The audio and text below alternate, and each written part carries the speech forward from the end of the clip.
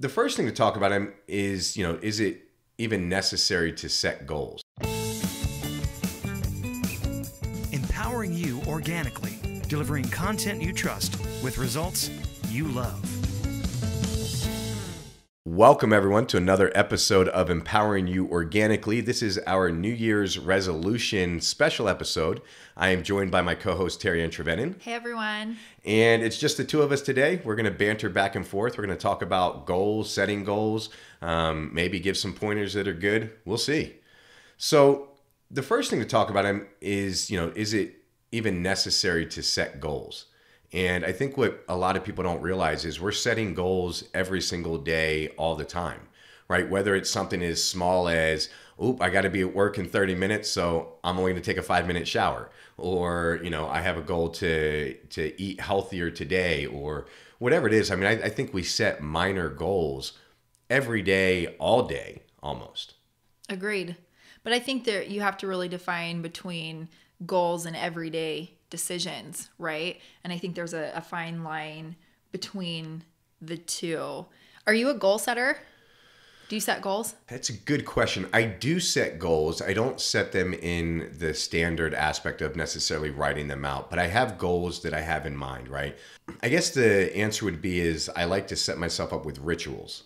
So I have a goal of maybe being a certain health or a certain weight, something like that. But the ritual that I like to set up around it is running 5K every single morning. I've now upped that to 6.8K. It's about 4 miles, and that'll go up to an 8K here pretty soon. So throughout my professional career, I've set a lot of goals. So the answer is yes, I set goals. I also think that I could do a better job at setting goals and following them more consistently. Yeah. Well, like what you were talking about earlier, for me, is rituals. I think there's schedules, rituals, and goals. Because schedules are, I know I need to be here at this time. And I guess in a sense, that's a goal. I have a schedule of my week. Like right now in our company, Jonathan's encouraged everyone to write their schedule out before the week starts so that you're intentional with your week. I love the word intentional. You'll hear me say that more times than I probably should, but intentional with your schedule. So, this is what my week looks like. Rituals, I guess you could say, are another form of goals where it's like in the morning, I do this every day to start my morning. For me, it's gratitude, 100%. And I'm not perfect. I have days that I miss, but I try not to. And I really wake up and I talk about feeling gratitude, which is actually a concept that I picked up from Tony Robbins. And he does this gratitude ritual where you feel gratitude. You don't just think about it, you feel it internally. And it's extremely powerful. And then there's things like our exercise habits and our eating habits. I think those are rituals, whether they're good or bad. And then there's goals, right? And goals are something that help us to attain something bigger than I think sometimes we even think we can accomplish. But it's interesting because when you're talking about it, I think major goals help us to get into better schedules and rituals. When we realize that we can achieve and accomplish great things in our lives, it propels us to do that in everything else in our life. I think you have to have goals. Without goals, you don't have, in my opinion, direction, right? I think without goals, you get lazy. Now, how you work those goals is up to you, right? Some people are big advocates that you need to write it down. And I think that's a very powerful way, right? Writing down your goals, being reminded of your goals. I think it's the rituals that allow you to reach your goals or not reach your goals, right? And so it's like, yes, I have a goal of, let's say, losing another 40 pounds and trying to be in the healthiest body that I can be. The way that I'm going to get there is with my rituals of running in the morning, with cutting out sugars and eating sweets and things like that. Those are going to be my rituals. So I think without goals, we become lazy. And then right now, being New Year's, goals are on a lot of people's minds, right? Okay, what's my goal for this year? And I want to start by saying you don't need to wait until the new year to set a goal. I mean, I think that's actually a bad habit that we get into is, okay, well, I'm going to set my goals, January 1st, and then by February, maybe you've lost them and maybe you reconnect with them in the summertime, who knows, but maybe it's a whole nother year before it's like, oh yeah, time to set some goals again. Whereas the second you fall off the wagon is the time to reset your goals and reevaluate, is that still your goal? And if so, how do you need to adjust those rituals to get where you want to be? And really quickly, I want to go over just some statistics. Just want to kind of share what others around the country, what kind of goals they're setting or what their resolutions are around. So 53% of people have a goal to save money or set a resolution to save money. Now, what's interesting in this, this is from Statista.com. I think people had more than one answer for their resolutions because otherwise the math doesn't add up. But 53% say save money, 45% lose weight or get in shape, 25% have more sex, 24% travel more, 23% read more books, 22% learn a new skill or hobby, 21% buy a house, 16% quit smoking, and 15% find love. It's just really interesting when I look at this list, and money is, it's at the top of the list, money and health. And, you know, what to say on that is I think you need to set goals around those if you're going to achieve on either side. Yeah, I mean, absolutely. You know, it's interesting to think about the psychology around it, though, too, as well. It shows that we live in a society where money and health are really valued. And I think when we think about setting goals, to what end are we setting those goals? To what end are we looking at? I want to save more money. I want to lose more weight. And I think when it comes to setting goals, you really have to work on setting goals that are meaningful for you, not just to compare to other people. So that's great. Like if you want to save money and that's one of the number one goals for people, that's a great goal. Being financially sound and financially responsible, I think, is very important. It's something that I practice in my life and I'm very passionate about. But if I'm going to set goals around money, like what is it and what does it do to help me feel peace in my life, feel happiness? And I think, you know, it's not really surprising to me the psychology behind, you know, why people are doing this. That's kind of the, you know, the pattern we live in this day and age is not being financially responsible, not being healthy, not being, you know, good stewards over those things in our lives. And those two things can impact your life so much, probably more than anything else. And so I'm not really shocked by the statistics. And right behind that, have more sex. I mean, that's an interesting one in my mind because it ties directly to relationships and human connection. I mean, I know you could spin it many different ways, but to me, in my mind, I hear relationships, body, and health, and being financially sound. It's not surprising that those are the top ones in my mind. I think it's really intimacy. I think it's connection. I think it's having that relationship. I think we've gone more down the smartphone route and everybody has a phone and Facebook and Instagram and, you know, all these other social things. I think we've lost more and more connection, human connection, right? We may be connecting with people's profiles or their updates or their, you know, whatever glamorous stuff they want to share that day, but we're not having that true human interaction. The interesting thing with money being first and weight being second is, I don't remember who said it or where I read it, but it was more or less, you know, the man that, you know, that compromises his health to make a lot of money at the end of his life is spending all that money to try to reestablish his health. I love right? that. And I think there's got to be a real balance there. I get it. Money does matter. And I know there's other studies where pretty much, you know, money matters in your state of happiness up until around $75,000 a year or something, you know, around that number. Once you're making more than that, it doesn't affect the happiness scale as much. And so I think that we absolutely can get caught in a downward spiral of chasing the money, constantly chasing the money. I need this, I need this, I need a better car, I mean, we do it with technology. Oh, there's a new phone out, time to go trade in and get a new phone. When, I mean, is your iPhone 7 that much different than your iPhone 8, right? But Yeah. you got to get it because it's a new thing. We're always chasing. We're Exactly. always chasing the next best thing. And it's instant gratification. Yes. All the time. Yes. All the time. And it's constantly chasing that dollar. And it's something that I get more and more present to because I've chased the dollar a lot of my life. What's changed my life greatly is having my two daughters. And the money doesn't matter as much. Now, I will say that I was very deliberate in wanting to reach a certain financial state before I chose to have kids because I felt like that could be a big burden by not being at the level that I wanted to be at. And now that I'm here, I also realized I just didn't know any better, right? And that wasn't necessarily the case. And so now what's more important to me over the money is absolutely my health. But, you know, the third one, we say have more sex. I just think that's having more intimate relationships or having closer relationships. And for me, the close relationships that matter most to me right now are the ones with my daughters being a good father, that kind of thing. Yeah. It's interesting. I'll share personal for a minute, and which I don't do this very often, but for me, in looking at all of those, I've had a lot of crazy life experiences over the last 5 years. And one of them being that last year I was extremely sick. I had a lot going on, a lot of stress, and I had a lot going on with my body. And it took a while. You don't just get to a place and correct immediately.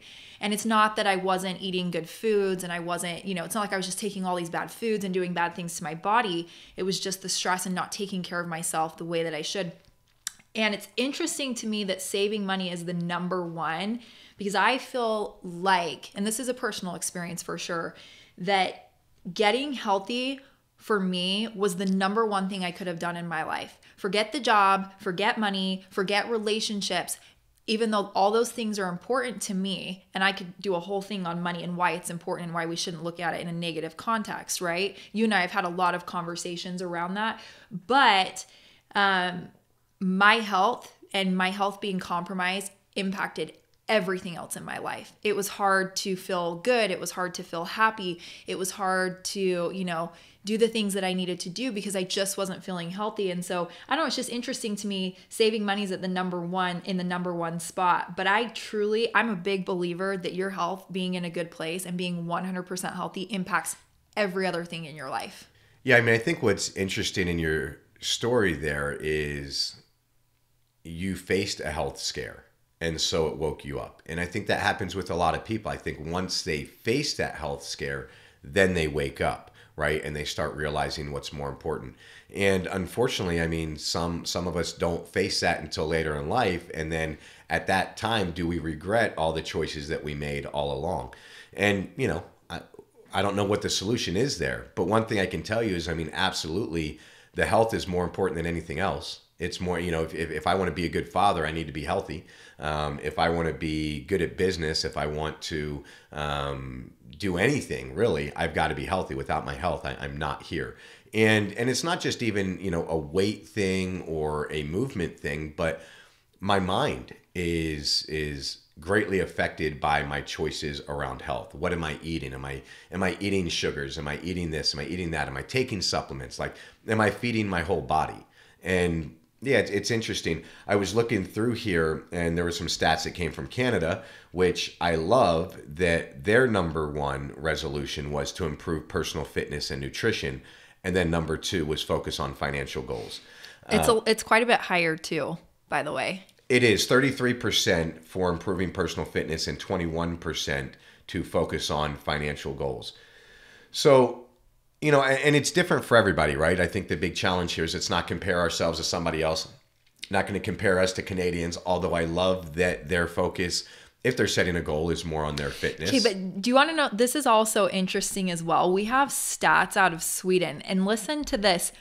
It's just weird. All cultures and society are different, but their resolutions for 2017, the first thing was resolutions. What? Like, what is that? 47%. Eat healthier, 31%. Start training, 27%. Reduce stress, 20%. Drink less alcohol. What was that? 11%. Spend more time with family and friends, 9%. Get my finances under control, 8%. 8%. And I don't know that there's a lot different other than just our culture, right? We have a culture here in the US of everybody wants to be a superstar. Everybody wants to be a model. Everybody, like there's this ideal thing, right? Successful. Right. It's the word of success. Right. But how do you define we success? should all be driving Lamborghinis and have big homes and should look, like, toothpick models and all kinds of things. And it's unfortunate. Yeah. And here's another interesting, I just want to ask you this. Like, you've had a lot of success in your life. I've had some pretty successful things in my life. And I'm going to ask you this question and I'll answer it. But do you feel like your success comes easier when you have a better work-life balance and you're not as focused on the money? When you're focused on what's important to you and happiness in your work-life balance, do you feel like money comes easier? Absolutely. I mean, I've been in sales since I was 14. I started as a door-to-door salesman to be able to pay for food and clothes and all of that fun stuff. And so one thing I've learned throughout my years in sales and starting businesses is when you're desperate, it doesn't come as easy. right? So if I needed to make sales and I'm knocking on doors and I'm desperate to make a sale, that comes through and it makes it a lot harder. I think that it translates with business and with everything. Yes, I need to be focused on growing the business, but focusing on making the money has never been the way that my businesses have become successful. With Organixx specifically, focusing on helping the people and creating the best product, then the money follows, right? It's almost like a ritual of, well, my ritual is we'll create the highest quality product and try to help as many people as possible, and the success will follow it. It was the same thing with the truth about cancer. How much information, let's put together a documentary and let's release it to the world for free, right? How much, that was almost the ritual, right? Like, how many people can I help? How much can I do that for free? And the success follows. I feel it's the same thing in my personal life. If I get up and run, while I am heavier right now than I would prefer to be, if I stick with my ritual of getting up and running every morning and eating healthy, then ultimately I will get healthy. I'll hit that goal at the end. So I think I'm kind of answering your question and in my way of answering the question. And that is, I think the money will come if you focus on doing the right things for the right people and for the right reasons. Yeah. Right. And sometimes that money will come in millions. Sometimes that money might come in thousands. The money will come. And the other part you have to get right with is, do I need millions or do I need thousands? Yeah. Right. To go on a little bit of a tangent, I am a conscious capitalist. I understand that my business has to be profitable, because without it, there is no business. To help other people. Right. Without it, we won't have 50 people working for us and who are providing for their families and providing for their kids and all of that. And I also am very clear that it's not profit driven, right? We need profits to survive, but it's not how much can I squeeze out another point here? Can I squeeze out another point there to get as high of profits at whatever cost? Yeah. Right. And I think that can sometimes be the challenge when you're chasing money. Yep. And I think people, I think we could do a whole podcast, I think, around money and people's relationship to money and what it does and all of that. And I think it goes back to the whole, if I were here, I'd be happier, right? And well, if I just lived on an island, I'd be happy. Yeah, satisfaction, like always, success is that word. But my whole point in asking that is, before you can even get to the point of setting goals in the new year, whenever you set goals, I think you have to know what your purpose is for you. And it would be so awesome to have a movement in the United States, because clearly, like, just looking at Sweden, I'm sure if you looked at other countries too, it'd be very different than what we see here, of relationships and health come first. The money follows. And we're so focused on success and money here. Like, for me, I could not do what I do and work as much as I work without having that passion and that purpose behind it. And also, to go on top of that, the longer I do what I do in working with all the people that we work with and running businesses, the more I focus on my children and my relationships and my health, and I put more time into that, the more I figure out what's important with the business and what is not. When I make it a priority to put what I love and what I need first, it's like you can't do it all and you can't accomplish everything, and everything else falls into place. So it's clear in setting goals going into the new year that money is a big one, especially in the United States. And it's clear that, health and relationships come after that is important, but I just would love to shift that way of thinking. Money, yes, you have to work hard. Yes, you have to work smart. Money doesn't just come if you sit around and hang out with your kids and work out. That doesn't work that way. But the way we think about money and the way we think about our relationships, I think that has to be a culture shift. Well, it's really interesting. I lived in Panama, all over Panama, Central America, and then I lived for a year down in southern Chile. And I love the Latin culture. And one of the big differences, and somebody pointed it out to me when I was living down in Chile, is a lot of our sayings up here have to do with time and money, right? Time equals money. And everything is about time or it's about money. Whereas down there, the sayings are all about love and relationships. It's interesting. It's a very big paradigm shift. And it was interesting. When I was living there, I didn't wear a watch. I didn't have a smartphone. I actually started these companies while living in Central and South America. and didn't have a smartphone, didn't have a watch, and it was a different relationship to things. When I moved back to the States, started getting back into that hustle again, and now we got to do this, and we have to watch the clock and do all that, and it didn't change my success levels, it just changed my stress levels. Yeah. Right. Yeah. And I think that's an interesting conversation in and of itself. So let's get focused on goals, and see if we can give some tips for those of you that are listening at home as you're setting goals and as you're going into the new year. The first thing that I want to talk about is, what are some New Year's resolutions that you can actually stick to, right? And I think it's very easy for us to set a lot of lofty goals. I think it's easy for us to want to take on everything at once. One thing I've learned very much over the years is focus on just one major thing at a time, right? When I've shared before, I smoked for 20 years. It was just a focus on quitting smoking and quitting cold turkey. Now, of course, in my mind, I wanted to be running every morning. I wanted to be lifting at the gym. I wanted to be eating healthy. I wanted to do all of that. And I got really clear over my numerous attempts previously to quit smoking that I couldn't do all of that. And the time that I actually quit smoking is when only thing I focused on was quitting smoking. I still went out and ate crappy burgers and fries and, and other junk, knowing that once I got the smoking dealt with, then I could move on to the next thing and move on to the next thing. Yeah, can you imagine if you would have tried to do everything all at once? I did many times, Like, and that's why that's why I kept being a smoker. Like, it would be insane and fat and unhealthy, and because everything, you have to be good at everything all the time, and then it's like, if you're gonna fail, like it's gonna happen when you're trying to do it all. You cannot do it all, and then that failure is like, oh well, I give up, I'm done. I think a lot of people find themselves in that place. Agreed, and it requires willpower, right? And we only have a certain amount of willpower. And if I'm trying to change 5 things at one time, that takes a lot of willpower. That willpower might run out in a few days before I get a chance to see any results.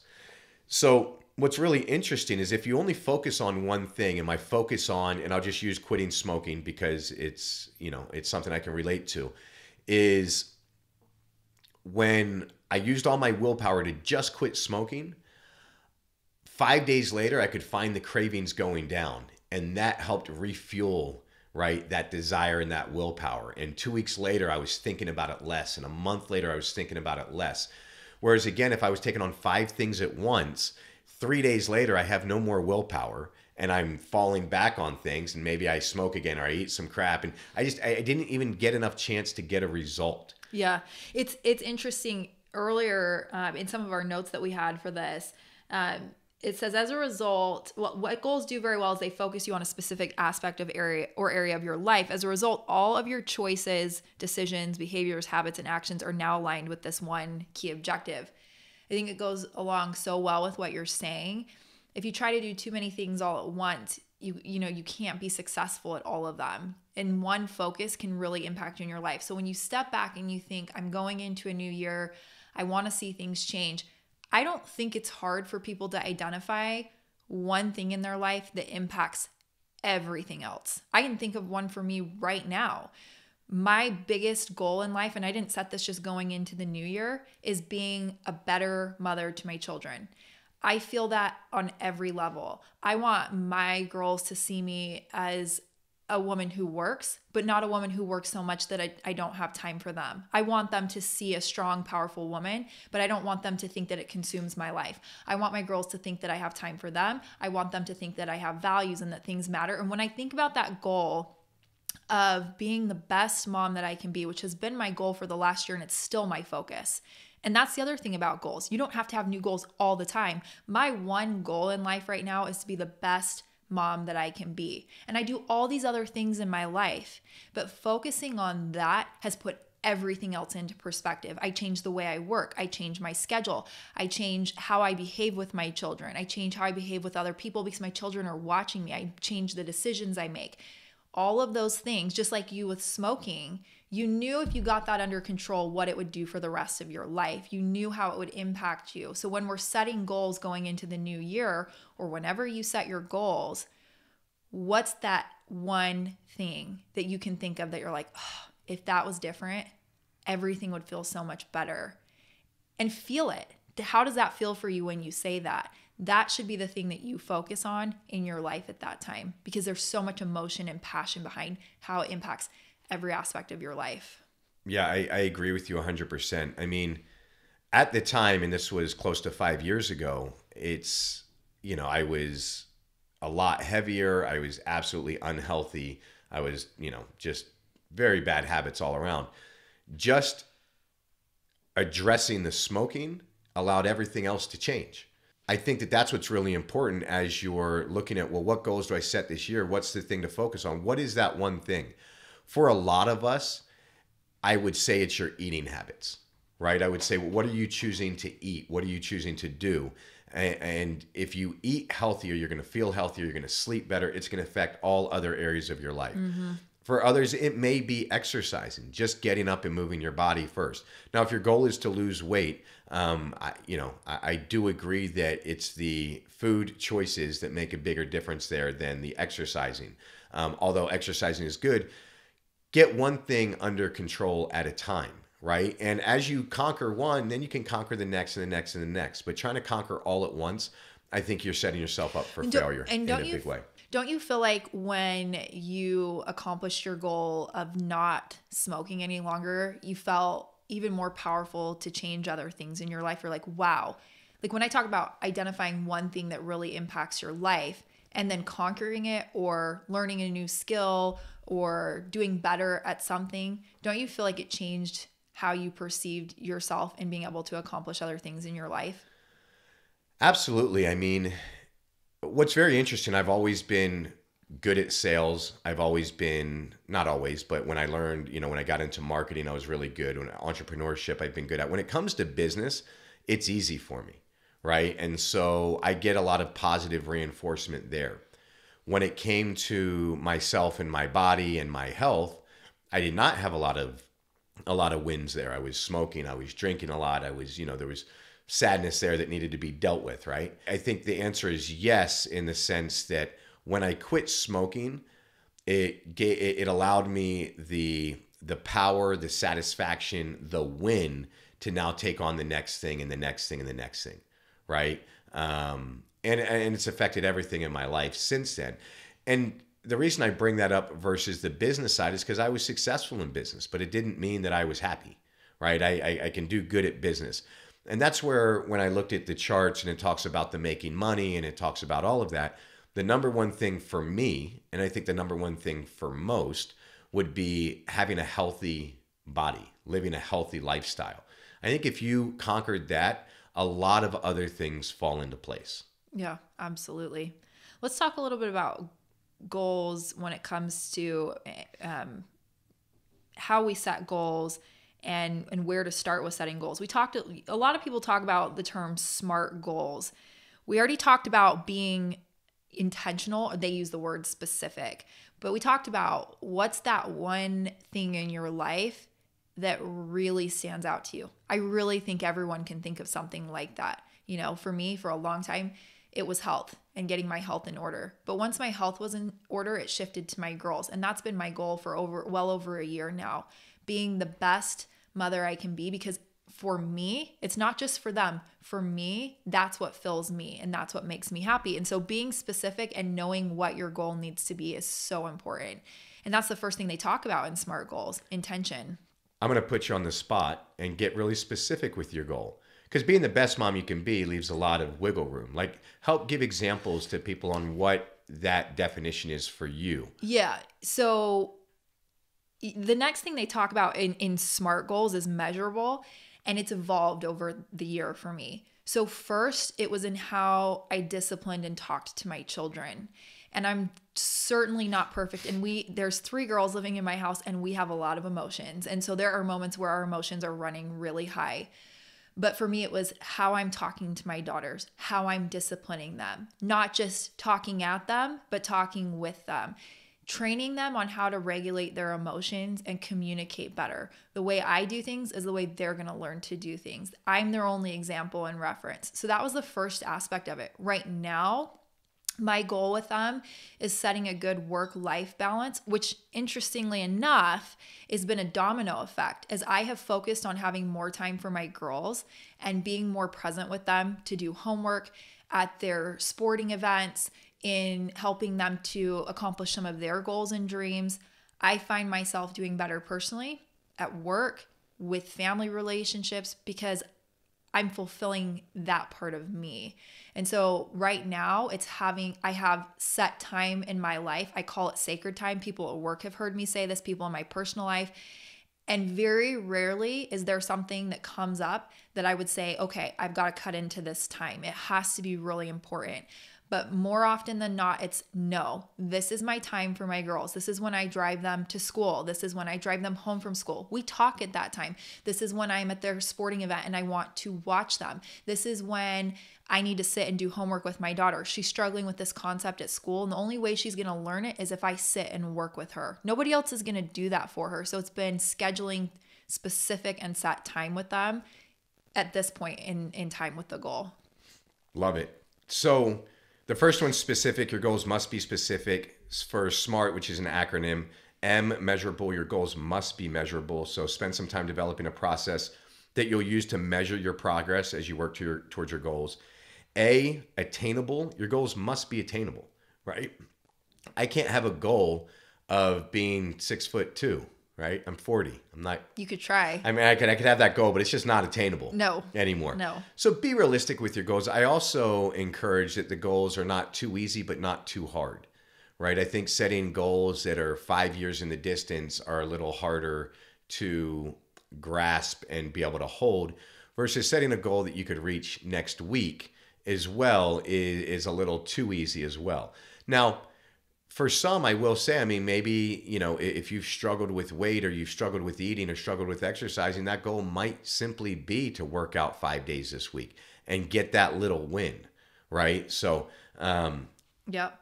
Well, and like for me with my daughter, in setting the time to be with her, I identified places where she needed help in school just by sitting and doing her homework with her. And I was able to measure, we accomplished this, we accomplished this, we accomplished this. So as you work on your goal, you find places where it's like, I need to get to this point. I need to get to this point. And it's not like all of a sudden one day you have it accomplished. It's every single day. You're just, chipping away at that goal until you've reached a larger goal. You can't accomplish it all at once.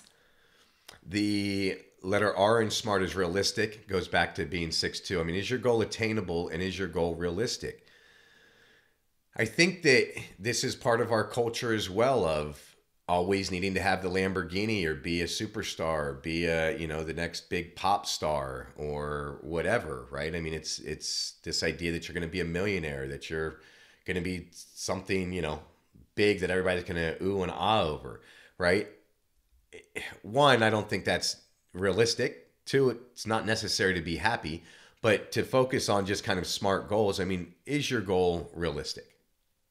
Yeah, absolutely. And I think some of those goals that you talked about are attainable for some people. It Agreed. happens for people, there are famous people, there are superstars, there are people who have Ferraris and Lamborghinis, and I more times than not in my life have seen that big things like that happen for me come from working on the things that matter most. And I truly believe that. You have to work hard, you have to work smart, and you have to set goals that are meaningful. If you want something big like that, you're not just going to go out one day and say, I want a Ferrari. You're someone who works every day on meaningful things in your life. You work hard, you work smart, and you do things that are important. And that's how people get to that point. Truly. I truly believe that. Well, and it's having the smaller goals that'll allow you to get further. So I'm not trying to discourage anybody from having whatever amount of money you want to have. Ruining my dream of having a Ferrari. Exactly. Thank you very much. That may all happen, but if that's just your goal, is just that, I think that it's a lot less likely that you get there. Agreed. So the last one, the letter T, is for timed. Your goals must be timed. You must set a deadline for the achievement of your goal. Without clear deadlines, you'll likely succumb to procrastination and instant gratification. I think it's vitally important that there is a time set on your goal. Now, you may not reach your goal in that time, but that may be the time to reassess your goal, right? Now, that's that time to readjust that goal or have a pivot. I've had so many companies that the way that I thought they would be in the beginning is not the way they were at the end, right? Or middle of the way through. You have to make pivots. We make pivots all the time. Daily basis. In business. And Yeah, absolutely. I don't encourage daily pivots in your goals, in your personal life. If your goal is to run and do X whatever for 3 months, stick to that. Don't make pivots every day because that leaves room for rationalization. But maybe you're going to run, 5K a day for 90 days. At that 90-day mark, now you can reassess and realize, okay, I can't keep doing this, or I need to tweak it or do something. So have it timed so that you have a time to really reassess it. Really quickly to wrap up, this was just going to be a short podcast because we're actually in between meetings right now that we have to be on with work. I want to talk about just some New Year's resolutions that you can actually stick to. So the first one is breaking a bad habit. What I like about this is it's very specific. It's like the quitting smoking. It's like if you're going to quit eating sugar, or you're going to quit smoking, or you're going to quit drinking alcohol, or you're going to quit something. It's very clear whether or not you're accomplishing it or you're not. And I think that that's always a challenge when we want to rationalize and make things better and easier, and there's gray areas. That if you choose a bad habit as your one thing and make that your only New Year's resolution and quit it, and you'll know that whether or not you've accomplished it. Yeah, absolutely. The next one is mending relationships. And I do really love this one because I think that bad relationships that you have a desire to fix really impact your life in almost every aspect. You constantly think about it. It constantly impacts you. And I think mending relationships can be extremely healing for you in your life.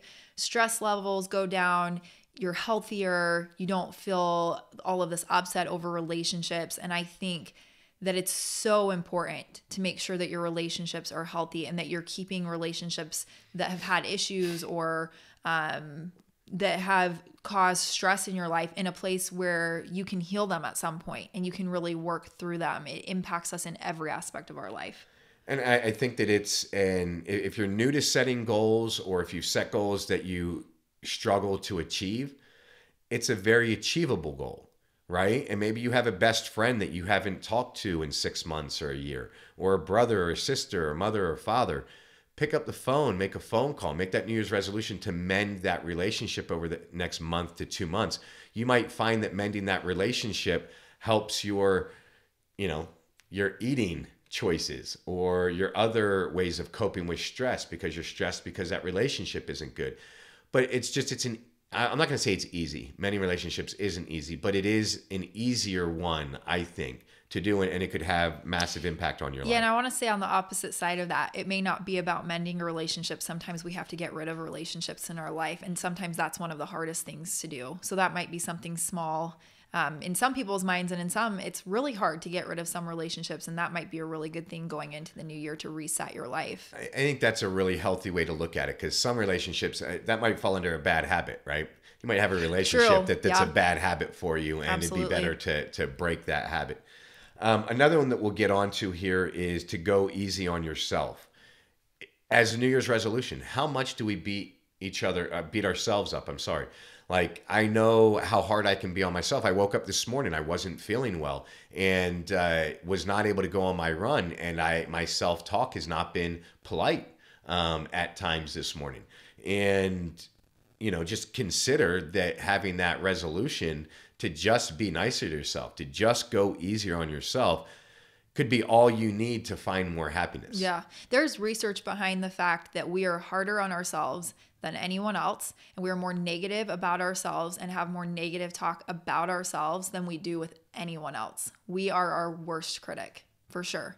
And I think we need to do a better job. We talked about this in the holiday podcast. We need to do a better job of accepting ourselves, being kind about what we're good at, what we're accomplishing, and what we're doing right in the world. And I think that sets us on a path for success as we look at what we can accomplish and what we can do, what we are doing, and all of the good things about ourselves versus talking about all of the negative. And we're raised in a negative culture, and we have to really rewire that in our brains. I think it's a great New Year's resolution to be kind to yourself. I agree. And the last thing I'm going to leave off with, which is a combination of that resolution and any other goal that you set, it's nearly impossible to be flawless, right? You're not going to be perfect.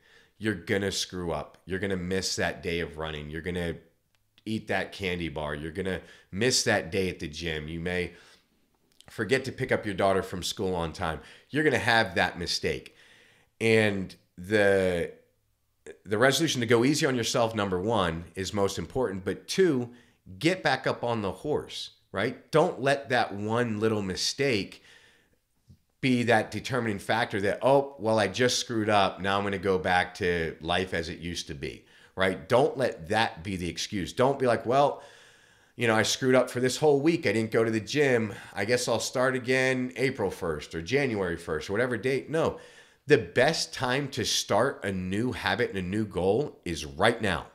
Not waiting till Monday, because what happens when you wait till Monday and let's say you want to go to the gym, then you binge eat all weekend long and put on 3 more pounds before you hit the gym. Then you only go to the gym till Wednesday and you forget Thursday and now it's Friday, you didn't go again. Well, I'll start again on Monday, so I better binge and eat some garbage that weekend before I get to the gym again on Monday.